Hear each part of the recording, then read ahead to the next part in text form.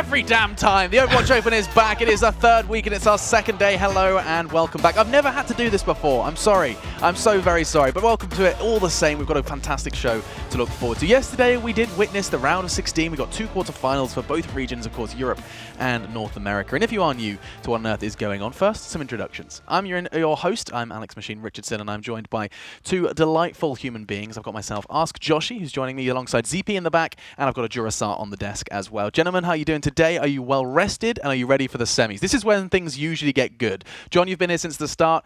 Every single time, these semi days do just get that little bit better. It's been fantastic. The weather's also been really nice today as well. I feel like every time we've gone into a Sunday, actually, the weather's been glorious, and it's rather uncharacteristic of London. So I'm in a good mood, very well rested, and every single match is going to be an exciting one today. Did you see how much of a tan I got? That's how good the weather is. Look at this tan. It's amazing. Is it different from yesterday? Oh, can you not tell? Oh, how rude. How are you doing, Josh? I'm great. I got some good rest. I woke up a couple of hours ago as time shifted North American. That disappoints me. Actually, it works out great, though. I think I went to bed at 5 a.m. every day this week and woke up around 1 or 2 p.m. And now, because our broadcast goes until 3 or 4 a.m. anyway on the weekends, it works out. And I'll sadly be flying home tomorrow.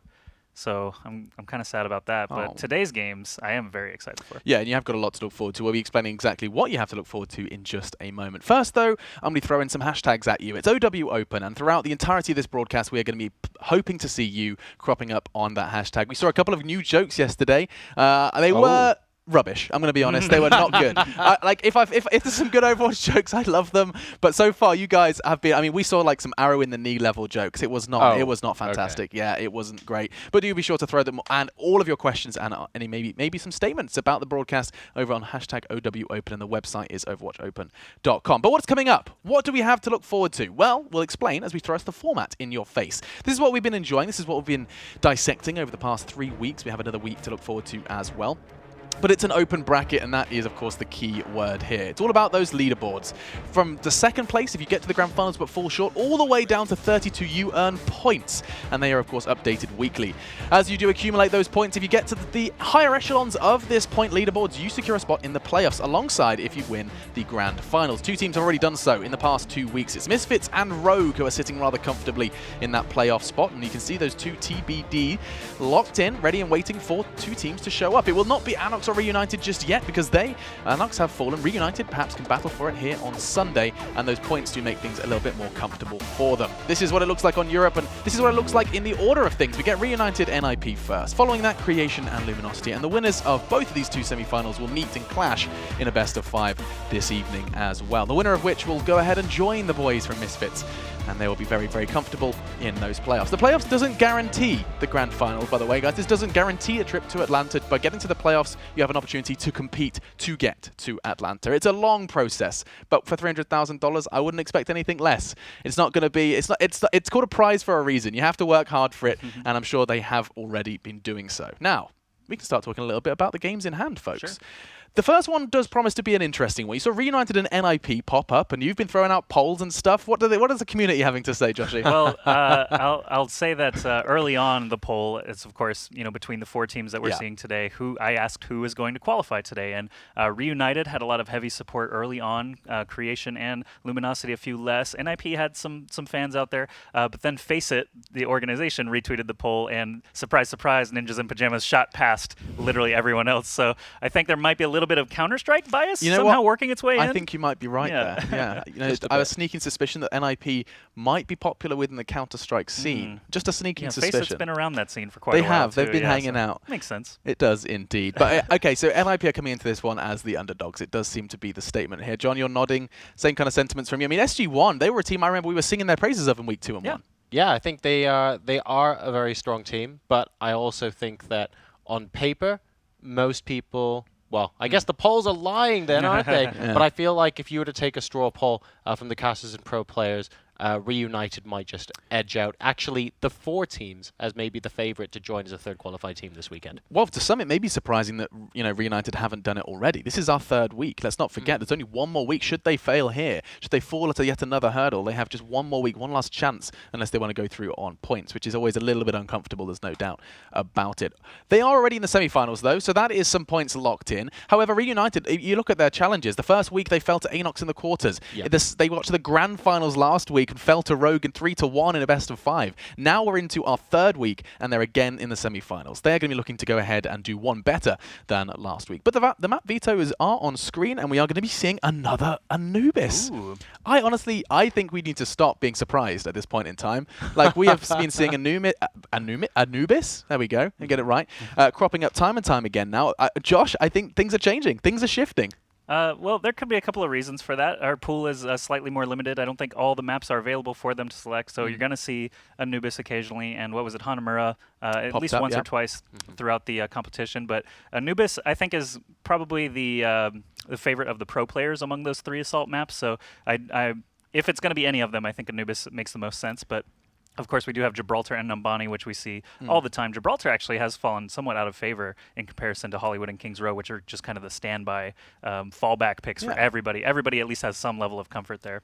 I do think that's interesting as well. John, do you have any suspicions as to why? Like, I mean, ZP had a theory surrounding the hangar area, suggesting, you can see the first point every time. Like, why is it Gibraltar just sees less play and is less popular? Everyone's so comfortable on Kings Row. Everyone could play Kings Row till the cows come home. What's the difference with Gibraltar? I feel like a lot of the pro teams might suspect that on Kings Row or even Dorado, for example, if 2 teams of similar strength are playing on the map, then it's a case of who can hold the other up longer. But there's a general consensus that there's a little bit of attacker bias and you are able to eventually finish the map. With Gibraltar, perhaps it's a little bit less clear. If you get a lot of momentum going into the hangar phase, I know Joshy loves mentioning this because it's absolutely correct. If you have time to set up, it's just so difficult to break. And then all of a sudden, you're rolling the dice a little bit with, can you actually complete this section of the map? And teams would rather avoid that and just focus on being able to say, I can get there faster than you can. Yeah, I mean, that makes an awful lot of sense. Returning to the matchup and the lineups, we haven't had an opportunity to talk about any individuals. Now, Reunited, as a team, as a roster, as a group of individuals, have for the longest time been present within the European Overwatch scene, right? Like, these are the names that you saw competing at the highest level from its inception. I'm not wrong in saying that, right, Josh? No, they've always been in that top 4 the entire time, all the way through from closed beta 1, so not surprised to see them still performing here. And yet still haven't picked up the spot? Does that not surely raise a couple of eyebrows? How has this happened? I don't know. I think Anox the first week was the surprise. Okay. And now we're in week 3 and Anox still haven't gotten through. So I think that may have been just a really good weekend for them, and Reunited were victims to that. But I do expect them to be able to get past Ninjas in Pajamas, maybe a 2-1, but I think that they definitely have the experience playing together. Valutaja and Kib are just incredibly good DPS players, and the entire rest of the core, all of the tanks and supports, they always know where to be and what to do. You rarely see them slip up, and that's, I think, the reason that they are so consistent. Yeah, is there any names that you feel deserve more mentions, John? I mean, we always find ourselves talking about Valutaja. We know how accurate he can be as the McCree, as the DPS player. Kib as well. We've seen his Genji in the past. Who is slipping under our radar? Because there's an awful, that's a stacked roster if you actually look at the big names there. Oh, it really is, and it's. I suppose it's difficult Mort, to single out a Unfixed. single person. Winghaven is I'm leaning towards Winghaven. I mean, admittedly, he's famous for a little bit of rage. He's a very emotional player, and he shows it, and he embraces it, and I actually really like that about him. But so often, he can be the rock that binds the team together, or to get a little bit more technical, not be too wishy-washy, he tends to be the facilitator, allowing Unfixed to go off and do his thing, giving Valutaja the room he needs to give us the plays that we all love watching afterwards on the highlight reels. So I think he does a very, very important job for the team, and he just quietly gets on with it. Yeah, I like Winghaven specifically because he knows how to do 360-degree earth shatters, and those are always entertaining. Okay, Just, so the extra kind of swaggy points. Yeah, get a little bit of flair going for your Reinhardt, I which like is that. normally a very kind of bread and butter, hold the shield, right click or left click are really all is it, though? Is it? That's what I'm asking. Like, because like I feel like this is a little bit blown out of proportion. Everyone sees that Reinhardt is, oh, you just hold right click, guys. It's super easy. It's not. There's more to it. I would assume if I was to talk to Mini, Winghaven, any of these kind of influential players with Reinhardt, they would have something to say if I started saying, oh, you just hold right click, get good. I think the strength in a really good Reinhardt player really just comes from positioning and timing. So Reinhardt versus Reinhardt battles happen so often on payload maps that being the second person to Earth Shatter can often be very beneficial. Keeping an eye on the enemy Reinhardt when he charges one of your DPS, trying to intersect him and knock him down to prevent that. That's stuff that definitely escalates or at least elevates individual Reinhardt players over the others. Yeah, actually, I was having a debate in the green room actually with one of the observers. He was telling me that a lot of the time, when he's observing Reinhardt, so he's sitting there just constantly staring at the screen, like his eyes are like red. He's just constantly watching Reinhardt players, and he was saying often it seems like it's just a stalemate. Basically, one Reinhardt's waiting for the other to use his ultimate, then they can counter it. Like it's almost like kind of like teasing each other, like who's going to go first, who's going to be the first. Basically, Reinhardt chicken. Yeah. And I hadn't really identified that. You never get to see those exchanges during the broadcast. It's quite fun to think about. It's almost chess-like, I think. And Ooh, you're the talking of chess. commentator, so. Do people know, John? Are people aware that you're like a massive chess buff? Don't really Is that think so public knowledge? massively. I get more people from StarCraft and Overwatch watching my chess streams than I do the other way around, admittedly. But you never know. Maybe one day we're all chess players now. Maybe, just maybe.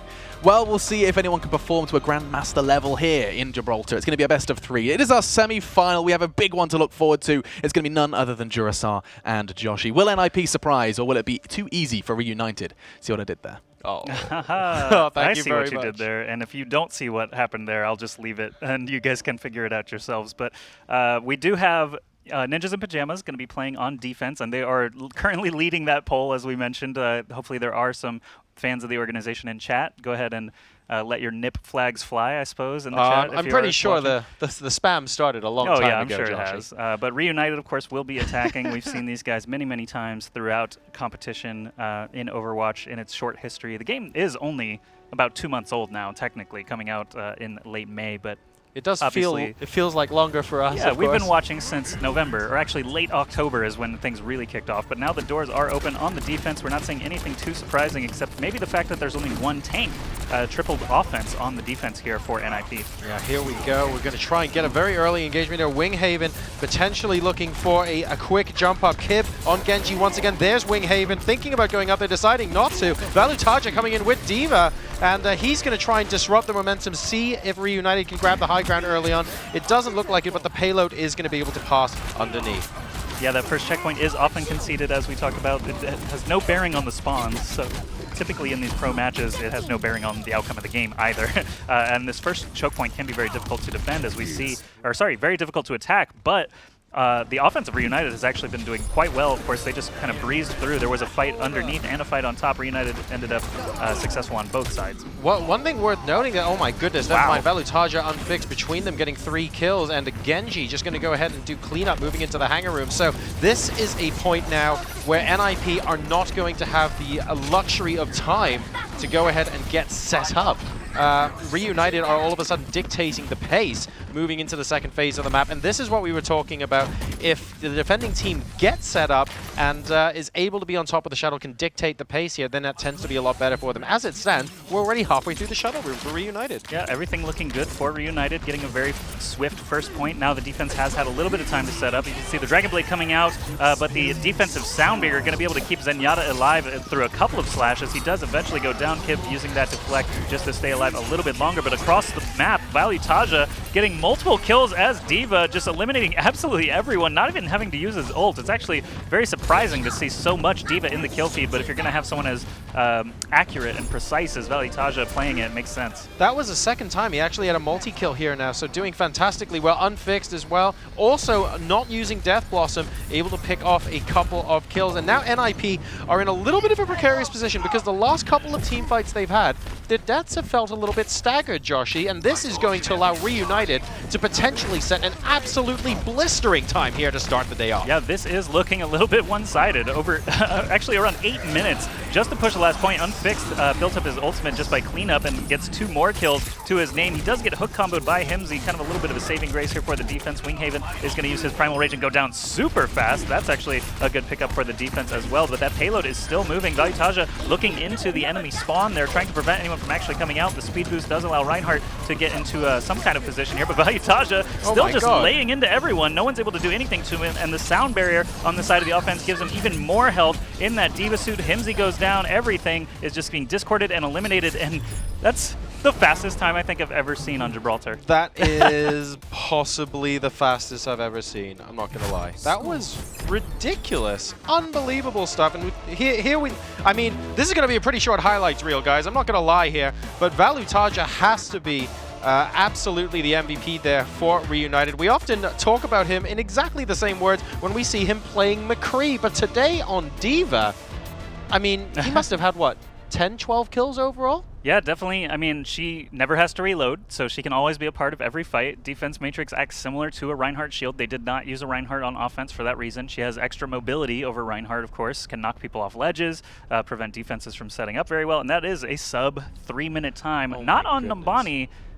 This is like the longest map. This is the longest map. 2 minutes 55 seconds is actually incredible. So, can we talk a little bit about something that perhaps we didn't get to mention, frankly, because it went so quickly? The defense from NIP actually took a very high defensive line, so they were always on top of the first point as Reunited pushed the payload through. And a lot of the times, we see teams sit back on the second point to get a little bit more crossfire from the ledges before you get into the hangar room. So what do you think of NIP actually moving that forward a little bit and staying on top of the first point against Reunited? It doesn't feel like it did the job they wanted it to. It used to be a lot more popular to sit in this angle that we're viewing right now, that left side where they're up by that, I don't know, where you see Genji kind of hopping around right now, but this used to be a very popular spot for defense to set up, and now this is more common. Valuetaja, where he's sitting as Soldier, just laying all the way back because you have that range to be able to shoot down into the car wash area, as the Blizzard devs have dubbed it, that first checkpoint that was added. But I think Reunited, they're looking like they are going to take that very far back defense. It did not work out for NIP there, obviously, but I think it's because they were disjointed. They had a few people on the ground level and a few people above. It was not a 6-man effort there to defend against Reunited, and they just found their gaps. Kib definitely had good target prioritization, and now with the gates open, Mafu is very quickly going to run forward and find a kill on Unfixed with the help of Fennell on the ground, but getting that early pick on Junkrat negates a lot of the damage that could be coming in here from the defense, but they cannot be stopped. Like, if they are stopped at all, if they're contested even for 10 seconds, this could be already over. Yeah, this is such a difficult position for NIP to be in, but managing to pick up the Junkrat early on is good. That's a lot of damage that could have gone into the car wash area that we're not going to see coming out of Reunited now. So they're going to have to do it without Winghaven getting in with an early charge, and Seda getting picked off from up above as well. Valuetaja now playing Soldier 76, and he's going to be going on in, collapsing on Fraggy, and this is the potential hold we were talking about. Both teams trading kills, and right now NIP still have 4 alive, but think about the delay, Joshy. They can't afford this. Yeah, everything, I mean, it has to go beautifully through here. They're going to know better when to GG, but essentially, I think if I'm on the defense, I might even just play Mei. Jump on the cart, ice block, ice wall, die. Jump on the cart, ice block, ice wall, die. And that's going to make up the difference. That might be done, just enough from that. But I'm surprised, actually, defense is not using a Diva also just for that same reason. It is just Winghaven tanking with 3 DPS once again. But if they can get kills, of course, that's going to slow them down more than anyone contesting the cart possibly could. And here comes Himsy trying to clear the way forward with Genji here. I mean, they're going to have to steamroll everything. And that does force out a Transcendence, but that's actually on the path of the attackers at the moment. Mort still has his available for Reunited. Winston coming on in, very, very quick Discord Orb, at least allows the payload to continue moving through the shuttle phase. But Reunited right now, I mean, they're just up by so much. We now have 1 minute to complete the map. They're doing a good job, though, to be fair. NIP are pushing all the way through the shuttle phase. Valuetaja now coming in. Okay, hang on. We have a full collapse here. That's 2 heroes gone down. Are we going to get a third? Here comes Kib as well to join the party, and they want to put this beyond all doubt. right now. The interesting thing here is that Reunited knows they can just throw their bodies at the cart. It really doesn't matter because every second that they're contesting is working against NIP, trying to set that super fast time. And I think this last stretch can be completed in just about 40 seconds, but any contesting, Tracer literally can just blink in and out over and over and stop this from occurring. But 30 seconds, all that's left. I'm just surprised NIP has gotten this far this fast as well. This is an interesting trend that we're seeing in yesterday games as well, where both teams are setting super fast times. Defense is difficult these days. We saw at least one slow time yesterday. Hang on, Transcendence coming out now from Reunited. 2 of their number are down at the moment, but like you said, Joshy, it's the delay that matters. We're down to 10 seconds, and Himsy getting the kill onto Mort. It looks like this is going to be a team wipe, and NIP will be able to move forward, but they would have set basically a 3 minutes, 30-second time, and you know what? That's not quite going to be enough. That would have been excellent, but it's already done. I mean, the fact that it was under 3 minutes, 2 minutes, 55 seconds, is absolutely ridiculous. Everything went the way of Reunited throughout this entire game. Mafu, of course, found that early kill. It did allow them to make a pretty quick movement onto the first checkpoint, but of course, it is the entire length of the map you have to worry about, and this was actually where they got held up the most, is as defense started trickling in there, and it basically had a lot of opportunity to just continue to contest, burn a few seconds off the clock at a time, and it was enough definitely for Reunited to take the win. And that was, I feel like NIP did everything right there, to be honest, on the offense. That early pickup on the Junkrat was fantastic. It just stops Reunited from being able to get the damage that they need to delay the payload through the car wash. Okay, it's the first checkpoint, but you've got a tick in a checkbox, right? They did it fantastically well going into the shuttle area as well. Absolutely no complaints there. We had Himsy moving forward, trying to clean things up on Genji. Did a very good job right up until the last second, where Reunited stalled for an extra 10 or 20 seconds with basically Tracer plus Lucio, if I remember correctly. And that was already enough. That was insanely fast from Reunited. Yeah, had NIP actually been the first attackers, we would have been able to sing their praises a lot more, but the fact is Reunited just had such a great game that it's a little difficult to call out what went well for NIP, the fact that we knew they were going to lose almost essentially from the get-go. But we will be taking a short break now. When we get back, we will be seeing another map, another opportunity. Anubis is a possible map on our return, so we're just going to take a short break, come back, and see if NIP can gather themselves. Don't go anywhere.